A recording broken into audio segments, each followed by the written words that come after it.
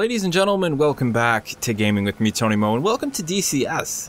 I've never done DCS content on my channel ever, but today we're going to take a little bit of a flight in the Huey. This was one of the most recent DCS module purchases that I made.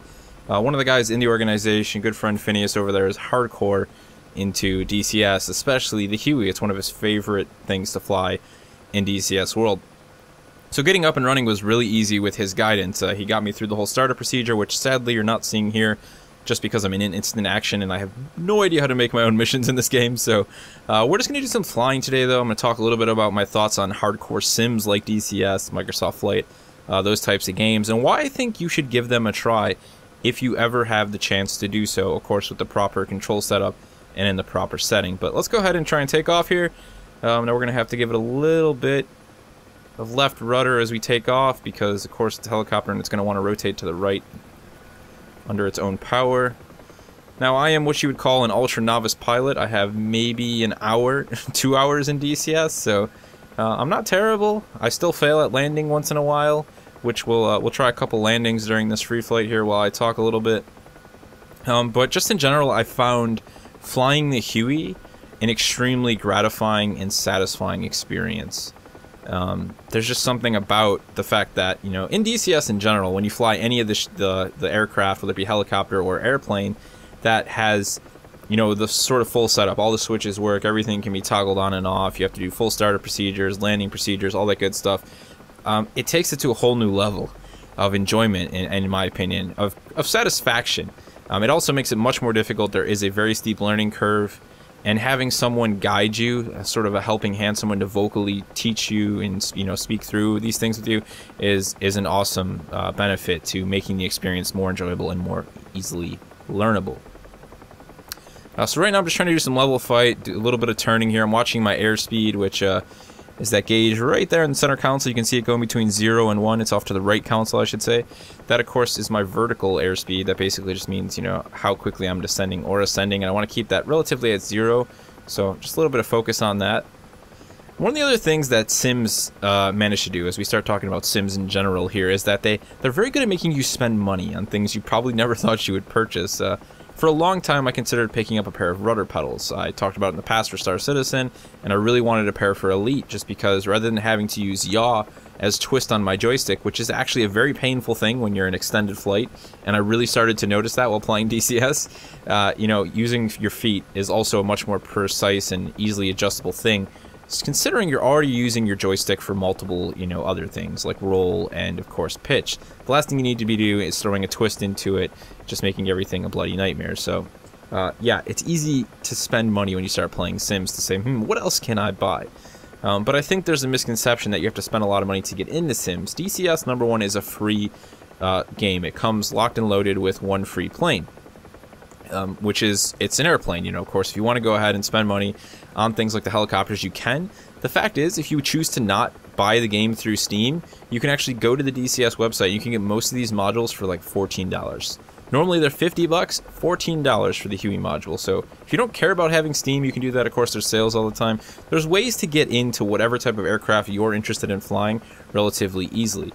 Of course, the difficult thing is picking which one you sort of think that you would enjoy flying. There is no sort of demo or trial, as far as I can tell, for each of these aircrafts. You basically just have to watch some videos, see which one sounds like it's the most appealing to you, and then go ahead and make the purchase and start flying. On top of that, it is obviously very important to have some sort of a head tracking device, or things like a joystick and a HOTAS setup, perhaps something with a throttle. Now, you could fly with almost no issue with a keyboard and a joystick. Joysticks are relatively cheap to pick up these days. You might not get the best joystick on the market, but you could very well pick up, you know, something like an old Saytech for next to nothing. I mean, the X52, you can find this thing used all over the internet, eBay, for anywhere from 50 to 100 bucks. That may seem a bit steep for somebody, but if you're serious about, you know, getting into Sims, that's a really nice starting point. And of course, you don't have to buy everything at once. You know, pick up the joystick. You know, if you can find it by itself, pick up a throttle, or maybe just run the joystick with the keyboard. You know, that works just as well. The throttle is really not necessary. It's just a nice small touch. But when you're flying something like the Huey, simple aircraft, you know, a small jet plane, or even something like the A-10C, the Warthog, it's really not, you know, a huge issue. So I think that's the first thing I want to get out of the way, because when I talk to people about this, I have people telling me like, "Whoa, you spent like $1,000?" No, it's not $1,000 to get into DCS. It's a couple $100, if that, you know. And again, a lot of the stuff was gained over time. I had the X52, you know, I picked it up from a good friend, and it was sitting around. I was using it for Star Citizen. I was using it for Elite Dangerous, and then I was like, it's already available to me. What other games can I play? The Track IR is probably the most expensive purchase you'll make, and there are other options in that category. You can go ahead and you could purchase, you know, the track clips. Basically, it's a sensor array that goes on your headset or on your hat, depending on which style you bit. And then you can actually use free programs that link up to a webcam if you already have something like a webcam. And you can also go out and purchase older versions of Track IR. Yeah, the Track IR 5 Pro is the newest version, but there's still people using Track IR 3 to this day with no issue. So you have some options when it comes to head tracking, and it's not completely necessary, but it does make your DCS experience much more enjoyable. So while you're still looking at spending probably several $100s, maybe even into the $300–400 range to seriously get into DCS, you know, you can always start simple. You can just pick up the game, pick up a cheap joystick, start flying, you know, just have some fun with it, get used to it, and then, you know, if it's something you think that you're willing to get into and enjoy, go ahead, start adding on your parts, you know, make it a small purchase, Christmas gift, a birthday gift, whatever it may be. Use your tax return. Not telling people how to spend their money, but there are options here if you're looking to get into a sim. I think the price point has always been the biggest thing that steers people away, because when you start searching for information on sims and you say, you know, what do I need to play DCS? What do I need to play a Microsoft Flight, you know? You start seeing people saying, well, you need a Track IR, you're going to want to get a HOTAS, you're going to get some rudder pedals, and they start telling you to spend all this money right off the get-go. I don't have rudder pedals, don't get me wrong, I wish I had a pair of rudder pedals, but they're not necessary. You can use the twist on your joystick. It's not the end of the world, you know? So I think that's out of the way. Again, it's still not a cheap thing to get into, but once you're into it, you know, once you get those base purchases down, pretty much set. And from there, the sky's the limit in terms of your own personal enjoyment. And, you know, you almost can kind of walk around once you get really good at flying some of these aircraft saying, if it was a life and death situation and somebody said, can you fly the Huey? You know, you'd have at least some level of confidence getting into the thing, and you would at least know what most of the switches, or if not all of the switches, did. So that's always a fun thing to joke around with people about. And on a serious note, you know, it is a very heavy sim. There's a lot of elements in this that are very, you know, focused on being as close to possible as real life. It's why it costs $50 for one single aircraft, if you buy it from Steam. My personal, you know, attachment to sims has gone way back in the days of like F-16 Lightning. Now I know those weren't the most hardcore of sims, but it was my first experience with that type of game, and I did have a cheap joystick. I was probably at the time, man, when did Windows 98 come out? 10 years old, maybe 8 years old. I knew very little about computers, but I knew that I enjoyed games and that I loved the idea of flying. And that was kind of where it all started. And then I didn't really do anything with sims for a very long time. I spent a lot of my time just, you know, flying helicopters and things like Battlefield 2, maybe, you know, even in the most recent Battlefields, moving into Arma. None of those games are at the same level of DCS. You know, they don't require the same amount of focus or coordination. Let's try and do a landing here at the airport while we're coming over by, while I try and talk and land at the same time. We'll see how this goes. You know, they're just not really in the same category. And I watched a lot of sim stuff over the past couple of years. Actually, is when I really started to get into it. A lot of DCS when DCS was first getting big. Of course, Dyslexie. Definitely one of the people who helped get me into more simulation-based stuff. You watch his Arma flying, and then, you know, you see something he's doing with, you know, with DCS, and you realize, oh, you know, he's giving this a go. Let's check this out. There we go. Nice smooth landing. Let's bring it down nice and slow. There we go. Not the best landing, but it was nice and smooth. A little bit of tail rotor almost smacking the ground back there, but I think we're good.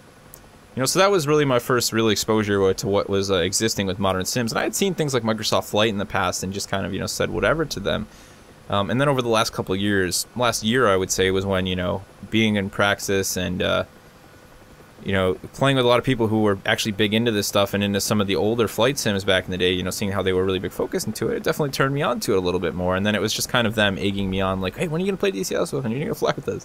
And then I just finally did it. And Phineas, the great guy that he is, talked me through the Huey flight, had me doing some level flight, and, you know, just really got me focusing on the important elements of the Huey. I still don't know a lot about this helicopter. There's a lot I need to learn.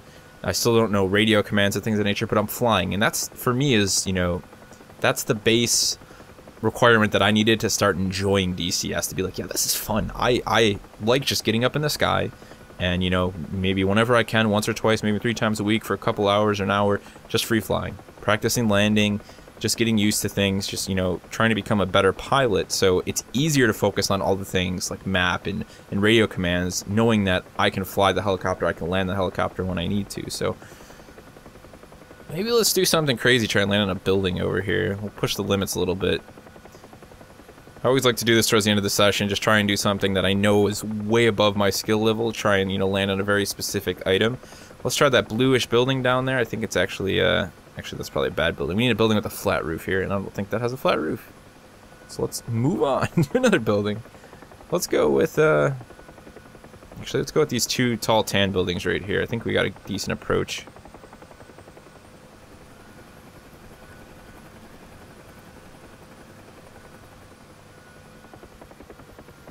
Oh, okay, so explain to you guys what happened as soon as we crash landed into the ground there.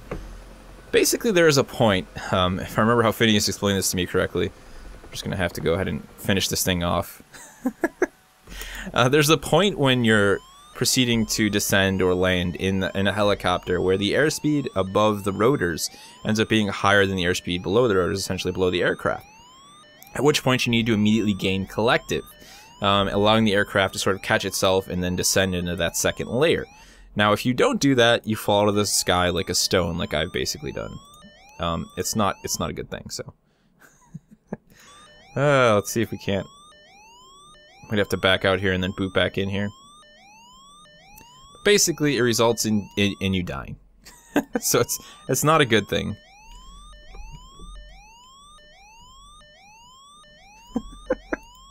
Alright, well, while we're sitting here on our side, because I don't know the command to sort of just end this all, let's just do quit. Alright, so we're back up in the we're back up in the air after a reload there. But yeah, as I was saying, it's actually very easy to crash the Huey coming on landing. So that requires a bit of practice there and a bit of focus, and when you're trying to land on something that is higher than, you know, sort of what you've already set as the ground level in terms of altitude, you really have to focus on what you're doing. So that was a mistake and that was a failure. Definitely didn't even get close to landing on top of that building, but that is, in my opinion, what makes these type of simulation games so rewarding. And it's funny because I think we're seeing this weird sort of change in the demographic of what age groups play what games. There's a really big obvious demographic for youth age, you know, like we'll say 13 to 16, you know, even like 13 to 18, playing Call of Duty. You know, they're playing Halo, they're playing these really popular first-person shooters, they're playing Grand Theft Auto Online, you know, just anything where they can wreak havoc, things that don't require a large attention span. You know, you can just kind of pop in, do whatever you want, be done with it, you know. Don't get me wrong, I love those games too, you know, I play them all.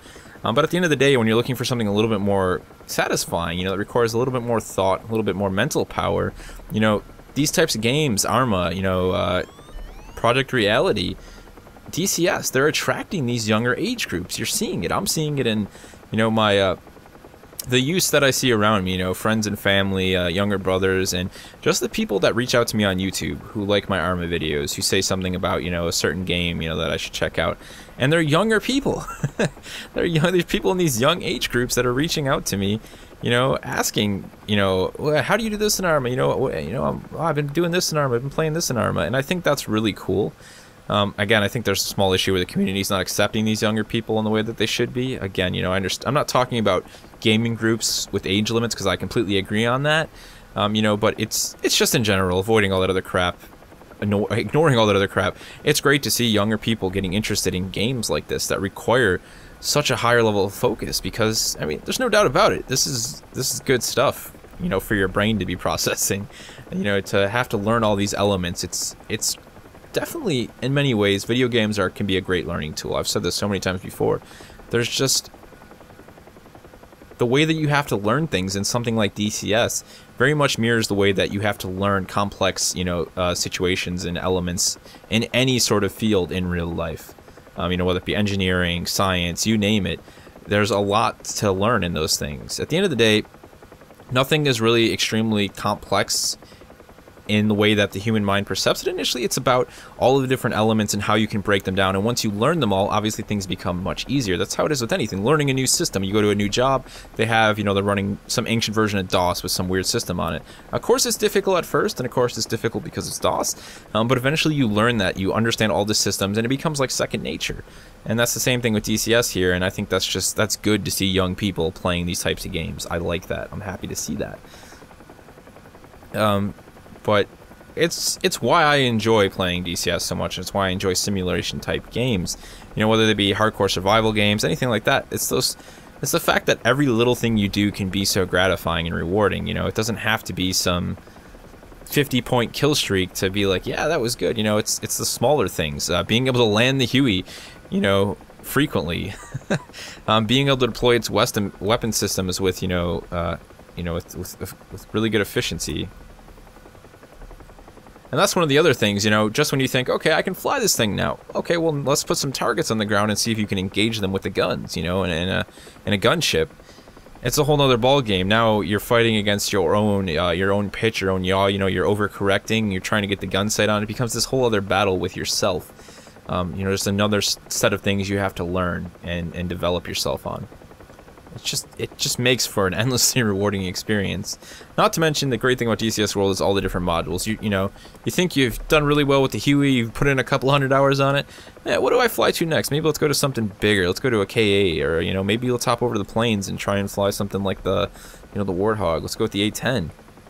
So there's a lot of options in DCS, and don't look at this so much as like a marketing play for DCS. No one paid me to say any of this. It's just me talking about why I enjoy Sims so much and why I think more people should, should try to get into them, whenever they have the opportunity, the chance, because it's easy to put a lot of time into them. They're worth your money. I mean, you're going to get countless amounts of hours out of something like DCS. You're easily going to put in twice as much time compared to what you paid if you really want to look at it that way.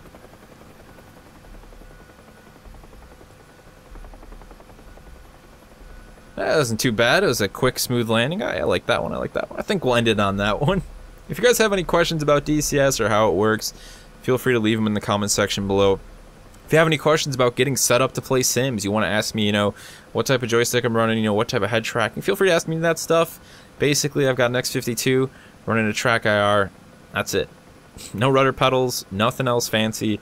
An old hand-me-down X52 that works wonderful to this day, and a track IR5 setup. That's it. Just as simple as that. Copy a DCS, decent rig to run it on, boom, you're flying a helicopter. Of course, there's a lot more to it than that. I'm going to recommend a channel down below in the comments. It's Bunyap Sims. Bunyap does some really great coverage on DCS. He does new player tutorials. He does everything. If you're looking to get into DCS, I strongly recommend that you check out his channel. There's a lot of great information there for new players and for veteran players alike. Any other questions for me, feel free to leave them in the comment section below. Maybe one day, I'll see you flying around in the skies.